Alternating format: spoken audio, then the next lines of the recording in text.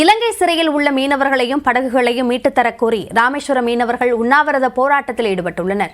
விவரங்களை தருகிறார் நம்முடைய செய்தியாளர் வீரகுமார். அவர்களுடைய உண்ணாவிரத போராட்டத்தின் கோரிக்கை குறித்த விவரங்களை பதிவு செய்யுங்கள். அபிநயா, கடந்த 29ஆம் தேதி ராமேஸ்வரத்திலிருந்து மீன்பிடிக்க சென்ற மீனவர்கள் சுமார் கச்சத்தீவு நெடுந்தீவு அருகே மீன்பிடித்துக் கொண்டிருக்கும் போது சுமார் 17 மீனவர்களையும் அவர்கள் சென்ற 2 விசைப்படகுகளையும் இலங்கை கடற்படை எல்லை தாண்டி வந்ததாக மீன்பிடித்ததாக கூறி சிறைபிடித்து சென்றனர். தற்போது அவர்கள் இலங்கை சிறையில் இருக்கின்றனர்.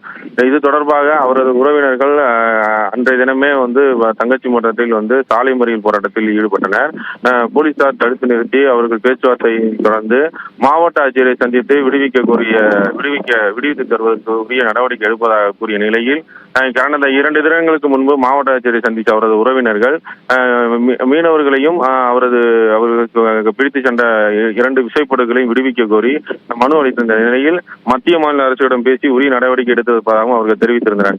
இந்நிலையில் ராமேஸ்வரம் பகுதி மீனவர்கள் தொடர்ந்து சிறைபிடிக்கப்படுவதை கண்டித்து ராமேஸ்வர விசைப்படகு மீனவர்கள் மற்றும் நாட்டுப்படகு மீனவர்கள் சிறைபிடிக்கப்பட்ட உறவினர்கள் உண்ணாவிரத போராட்டத்தை அறிவித்தனர்.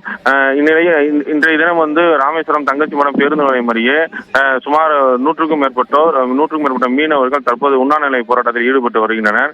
தொடர்ந்து மீனவர்கள் சிறைபிடிக்கப்படுவதை கண்டித்து உண்ணாநிலை போராட்டத்தில் ஈடுபட்டு வருகின்றனர். இதனால் கடந்த 3 நாட்களாக மீனவர்கள் யாரும் கடலுக்கு மீன்பிடிக்க செல்லவில்லை. இதனால் அந்நிய செலாவணி மொத்த மதிப்பு பல கோடியை தாண்டும் எனவும் மீனவர்கள் தெரிவித்துள்ளனர். இந்த உண்ணாநிலை போராட்டத்தில் முடிவுக்கு இன்று மாலை ஒரு நாள் உண்ணாவிரத போராட்டத்தில் முடிவு எட்டப்படாத நிலையில் மீனவர்கள் விடுதலை செய்யப்படவில்லை என்றால் மாபெரும் அடுத்த கட்ட போராட்டத்தை முன்னெடுக்க நேரடி மீனவர்கள் எச்சரிக்கை விடுத்துள்ளனர். அபிநயா, உண்ணாவிரதம் குறித்த விரிவான விவரங்களுக்கு நன்றி வீரகுமார்.